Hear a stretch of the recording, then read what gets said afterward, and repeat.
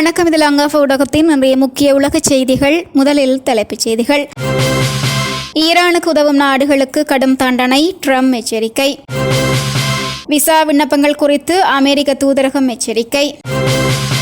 5 வயது காசா சிறுமி கிந்த் ரஜப் குடும்பத்துடன் கொலை, பொறுப்பேற்ற இஸ்ரேல், விசாரணைக்கு உத்தரவு. கலிபோர்னியா ஈரானின் ஒரு பகுதி, கோர்முஸை அமெரிக்க பகுதியாக அறிவித்த ட்ரம்புக்கு பதிலடி. ரஷ்யா நடத்திய ஏவுகணை தாக்குதல், கீஃபில் 2 உயிரிழப்பு. கனடா மீதான 50% சுங்க வரி விதிப்பு. தொடர்வன விரிவான செய்திகள்.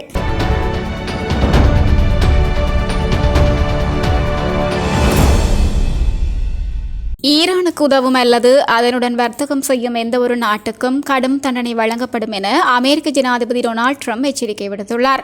நவம்பர் மாத தேர்தல்கள் மிக வேகமாக நெருங்கி வரும் நிலையில் இந்த போர் தொடர்பில் ட்ரம்ப் உள்நாட்டிலும் அரசியல் ரீதியான விமர்சனங்களை சந்தித்து வருகிறார். குறித்த விடயத்தை அமெரிக்க ஜனாதிபதி டொனால்ட் ட்ரம்ப் தனது ட்ரூத் சமூக ஊடக தளத்தில் தெரிவித்துள்ளார்.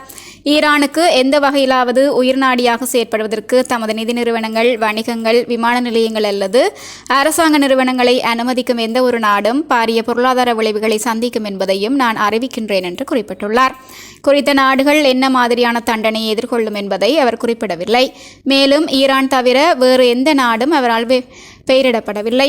ஈரானின் மீது உலகம் இதுவரை கண்டிராத வகையில் பொருளாதார தனிமைப்படுத்தலை அமெரிக்கா விதிக்கும் என திரைசேரி செயலாளர் ஸ்காட் ஃபெசென்ட் தெரிவித்து சுமார் 1 வாரத்தின் பின்னர் ஜனாதிபதியின் இந்த கருத்துக்கள் வெளியாகியுள்ளன. குழந்தைக்கு அமெரிக்க குடியுரிமையை பெற்றுக் கொடுக்கும் முதன்மை நோக்கத்துடன் அமெரிக்காவில் குழந்தையை பிரசவிப்பதற்காக சுற்றுலா விசாவுக்கு விண்ணப்பித்தால் அந்த விண்ணப்பங்கள் நிராகரிக்கப்படும் என இலங்கையில் உள்ள அமெரிக்க தூதரகம் எச்சரித்துள்ளது. இது தொடர்பில் தூதரகம் வெளியிட்டுள்ள உத்தியோகபூர்வ அறிவிப்பில் குறிப்பிடப்பட்டுள்ளதாவது, ஒருவர் அமெரிக்காவுக்கு பயணம் செய்வதன் பிரதான நோக்கம் அங்கு குழந்தையை பிரசவித்து அந்த குழந்தைக்கு அமெரிக்க குடியுரிமையை பெற்றுக் கொடுப்பதே என அமெரிக்க கன்சூலர் அதிகாரிகள் கருதினால் விண்ணப்பதாரிகளின் சுற்றுலா விசா விண்ணப்பங்கள் உடனடியாக நிராகரிக்கப்படும். இவ்வாறான நோக்கங்களுக்கு சுற்றுலா விசாவை பயன்படுத்துவது அமெரிக்க சட்டத்திட்டங்களின் கீழ் அனுமதிக்கப்பட்டதென்றல்ல. இத்தகைய விசா விண்ணப்பங்களை அமெரிக்க கன்சூலர் அதிகாரிகள் நிராகரிப்பார்கள் எனவும் இலங்கையில் உள்ள அமெரிக்க தூதரகம் தெளிவுபடுத்தியுள்ளது.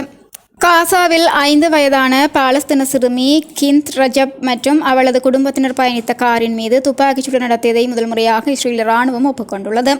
கடந்த ஜனவரி 29, 2024 அன்று காசாவில் இஸ்ரேல் தாக்குதலிலிருந்து தப்பிச் செல்லும் போது 5 வயது சிறுமி கிந்த் ரஜப் மற்றும் அவரது குடும்பத்தினர் பயணித்த கார் தாக்கப்பட்டது. இஸ்ரேல் ராணுவ பீரங்கியில் இருந்து நடத்திய துப்பாக்கிச் சூட்டில் சிறுமி கிந்த் ரஜப்பை தவிர காரில் இருந்த அனைவரும் கொல்லப்பட்டனர். அந்த காரை நோக்கி மொத்தம் 335 தோட்டாக்கள் சுடப்பட்டதும், உள்ளே குழந்தைகள் உட்பட அப்பாவி மக்களை இருப்பது தெரிந்தே தாக்குதல் நடத்தப்பட்டதும் பின்னர் விசாரணையில் தெரியவந்தது. காயங்களுடன் காருக்குள் இருந்தபடியே கிந்த் மற்றும் மீட்பு அமைப்பான ரெட் கிரசன்ட் சொசைட்டிக்கு கிந்த் போன் செய்து உதவி கேட்டாள். ஆனால் இறுதியில் கிந்த் மற்றும் அவளை மீட்க வந்த 2 ஆம்புலன்ஸ் ஊழியர்கள் இருவரும் மீண்டும் இஸ்ரேல் படையினர் நடத்திய துப்பாக்கிச் சூட்டில் உயிரிழந்தனர். கிந்த் கடைசியாக காரில் இருந்தபடி பயத்துடன் தனது மழலை குரலில் மீட்பு அமைப்பிடம் போனில் பேசிய ஆடியோ பின்னர் வெளியாகி உலகையை உலுக்கியது. வாய்ஸ் ஆஃப் கிந்த் ரஜப் என்ற பெயரில் திரைப்படமும் வெளியாகி சர்வதேச அங்கீகாரம் பெற்றது. இந்த தாக்குதலுக்கு இஸ்ரேல் முதல் முறையாக தற்போது வெளிப்படையாக பொறுப்பேற்றுள்ளது. இந்த சம்பவம் மற்றும் இதுபோன்ற பிற பாலஸ்தீனியர்களின் மரணத்திலும் முறையான குற்றவியல் விசாரணையை தொடங்கப் போவதாக இஸ்ரேல் பாதுகாப்பு படை அதிகாரப்பூர்வமாக அறிவித்துள்ளது. ஈரான் அமெரிக்கா இடையிலான போரில் மத்திய கிழக்கிலிருந்து மற்ற நாடுகளுக்கு எண்ணெய், எரிவாயு ஏற்றிச் செல்லும் கப்பல்கள் பயணிக்கும் கடல் வழிப்பாதையான கோர்முஸ் ஜலசந்தியில் தொடர்ந்து பதற்றம் நிலவி வருகிறது. இதனிடையே கோர்முஸ் தங்கள் கட்டுப்பாட்டில் உள்ளது என்றும் அதை அமெரிக்காவின் ஒரு பிராந்திய பகுதி என்று அமெரிக்க அதிபர் ட்ரம்ப் அண்மையில் தனது சமூக வலைதளத்தில் வரைபடம் வெளியிட்டு அறிவித்தார். பின்னர் அமெரிக்க வெள்ளை மாளிகையின் அதிகாரப்பூர்வ எக்ஸ் கணக்கு பக்கத்தில் இந்த படத்தை மறுபதிவு செய்திருந்தது. ட்ரம்பின் இந்த நடவடிக்கைக்கு பதிலடி கொடுக்கும் விதமாக அமெரிக்காவின் முக்கிய மாகாணங்களுக்குள் ஒன்றான கலிபோர்னியா மாகாணத்தை ஈரானின் ஒரு பிராந்திய பகுதி என்று சித்தரித்து ஈரான் வரைபடம் வெளியிட்டுள்ளது. ஹைதராபாத்தில் உள்ள ஈரான் தூதரகம் தனது அதிகாரப்பூர்வ எக்ஸ் கணக்கில் இந்த வரைபடம் பதிவிடப்பட்டுள்ளது.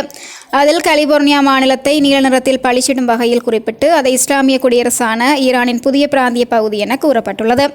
உலகிலேயே அதிக அளவிலான புலம்பெயர்ந்த ஈரானியர்கள் வாழும் இடமாக அமெரிக்காவின் கலிபோர்னியா திகழ்கிறது. முக்கியமாக லாஸ் ஏஞ்சல்ஸ் கவுண்டியில் சுமார் 1,41,000 ஈரானிய வம்சாவளி அமெரிக்கர்கள் வசிக்கின்றனர். லாஸ் ஏஞ்சல்ஸின் வெஸ்ட் அவுட் பகுதி தெஹ்ரான் கலேஸ் என்றும் அழைக்கப்படுகிறது. தெஹ்ரான் ஈரானின் தலைநகராகும். 1979 ஆண்டில் ஈரானில் நடந்த இஸ்லாமிய புரட்சிக்கு பிறகு ஈரானில் இருந்து இடம்பெயர்ந்த மக்களுக்கு இந்த பகுதி ஒரு முக்கிய மையமாக மாறியது குறிப்பிடத்தக்கதாகும். உக்ரைன் தலைநகர் மீது இன்று அதிகாலையில் ரஷ்ய தாக்குதல்கள் நடத்தப்பட்டதாகவும் இதில் குறைந்தது 2 பேர் உயிரிழந்ததாகவும் மேலும் 6 பேர் காயமடைந்ததாகவும் உள்ளூர் அதிகாரிகள் மற்றும் இராணுவம் தெரிவித்தன. சமீபத்திய மாதங்களில் ரஷ்யாவும் உக்ரைனும் தாக்குதல்களை தீவிரப்படுத்தியுள்ளன. குறிப்பாக ரஷ்யா உக்ரைன் முழுவதும் உள்ள நகரங்கள் மற்றும் மாநகரங்கள் மீதான தனது தொலைதூர தாக்குதல்களை அதிகரித்துள்ளது. கீவ் மீது இரவில் நடத்தப்பட்ட ஒரு பெரும் ஏவுகணை தாக்குதலில் குடியிருப்பு பகுதிகளும் கிடங்குகளும் தாக்கப்பட்டன. இதில் மக்கள் காயமடைந்தனர் அல்லது உயிரிழந்தனர் என்று கீவ் மேயர் விட்டாலி கிளிச்கோ டெலிகிராமில் எழுதியுள்ளார். 9 மாடி குடியிருப்பு கட்டிடத்தின் மேல் தளங்கள் இடிந்து விழுந்ததோடு தீ விபத்தும் ஏற்பட்டுள்ளது. மற்றொரு பகுதியில் மக்கள் ஒரு குடியிருப்பு வளாகத்துக்குள் சிக்கியுள்ளனர். ஒரு தங்குமிடத்துக்குள் மக்கள் சிக்கிக் கொண்டதாக தகவல்கள் வந்திருப்பதாக அவர் முன்னதாக கூறியிருந்தார். 6 பேர் காயமடைந்ததாக தெரிய வந்துள்ளது. வருந்தத்தக்க வகையில் எதிரிகளின் தாக்குதலில் 2 பெண்கள் கொல்லப்பட்டனர் என்று கீவ் நகர அதிகாரிகள் டெலிகிராமில் உயிரிழப்பு எண்ணிக்கையை தெரிவித்துள்ளனர். கனடாவின் இறக்குமதி பொருட்கள் மீது விதிக்கப்பட்ட 50% வரியை 3 நாட்களுக்கு தற்காலிகமாக ஒத்திவைப்பதாக அமெரிக்க அதிபர் டொனால்ட் ட்ரம்ப் தெரிவித்துள்ளார். கனடாவின் $2000 கோடி மதிப்பிலான பொருட்களை பாதிப்புக்குள்ளாக்கக்கூடிய இந்த வரி விதிப்பு செவ்வாய்க்கிழமை நள்ளிரவு முதல் நடைமுறைக்கு வரவிருந்த நிலையில் இரு நாடுகளுக்கும் இடையே இறுதி நேரத்தில் எட்டப்பட்ட உடன்பாட்டை அடுத்து ஒத்திவைக்கப்பட்டது. அமெரிக்காவில் வரும் நவம்பரில் நாடாளுமன்ற இடைக்கால தேர்தல் நடைபெற உள்ள நிலையில் இப்புதிய வரி விதிப்புகளால் ஏற்படும் விலை உயர்வு மக்களிடையே அதிருப்தி ஏற்படும் அபாயத்தை ட்ரம்ப் நிர்வாகம் உணர்ந்துள்ளது. அமெரிக்க பொருட்கள் மீது பதிலடி வரி விதிக்கப்படும் என கனடா எச்சரித்திருந்தாலும் கடந்த ஆண்டு கனடாவின் மொத்த சரக்கு ஏற்றுமதியில் சுமார் 72% அமெரிக்காவுக்கு நடந்துள்ளது. அந்த வகையில் இரு நாடுகளுமே இந்த வர்த்தக போரிலிருந்து பின்வாங்க வேண்டிய கட்டாயத்தில் இருந்தன. இதையடுத்து இவ்விவகாரம் தொடர்பாக அமெரிக்க அதிபர் ட்ரம்ப் மற்றும் கனடா பிரதமர் மார்க் கார்னி கடந்த 2 நாட்களில் இருமுறை தொலைபேசியில் தொடர்பு கொண்டு பேசியதும் இறுதி நேர பேச்சுவார்த்தையுமே இந்த ஒப்பந்தம் எட்டப்பட்ட முக்கிய காரணமாக அமைந்துள்ளது. சுவிட்சர்லாந்தில் வீடு வாங்க போறீங்க இல்லை ஆல்ரெடி உங்களுக்கு அங்கே வீடு இருக்குன்னா இந்த வீடியோ உங்களுக்காக தான். ஸோ ஸ்கிப் பண்ணாமல் ஃபுல்லாக பாருங்க. ஒரு மனிதனுக்கு வீடு அப்படிங்கிறது ரொம்பவே அத்தியாவசிய தேவைகளில் முக்கியமான பங்கு வகிக்கிறதே இந்த வீடு தான்.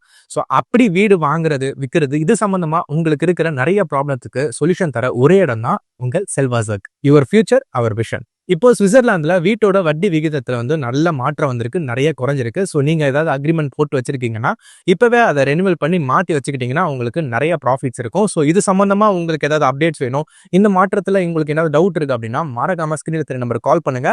சுவிட்சர்லாந்துல நீங்க வீடு வாங்கணும் இல்ல வீடு விற்கணும் அந்த மாதிரி ஏதாவது உங்களுக்கு தேவைகள் இருந்தா மறக்காம எங்களை காண்டாக்ட் பண்ணுங்க. உங்களோட எல்லா தேவைகளையும் உங்க ஃபேமிலியில ஒரு மெம்பரா இருந்து நாங்க பார்த்து பண்ணி கொடுப்போம். இது உங்கள் செல்வாசக். இச்செய்திகளுக்கு பிரதான அனுசரணை செல்வாசோக் இமோபிலியன், சுவிஸ் நாட்டில் முன்னணி நிறுவனம். தொடர்புகளுக்கு 07951146428. வீடு வாங்க, வீடு கட்ட, வீடு திருத்த மற்றும் வீட்டு கடன். Your future our vision. இது போன்ற மேலும் பல முக்கிய சுவாரஸ்யமான செய்திகளை அறிந்து கொள்ள லங்காஃபோ யூடியூப் சேனலை சப்ஸ்கிரைப் பண்ணுங்கள். எமது செய்திகள் உடனடியாக கிடைக்க பெல் பட்டனை அழுத்துங்கள். அத்தோடு எமது செய்திகளை மற்றவர்களும் பார்வையிட ஷேர் செய்யுங்கள். நன்றி.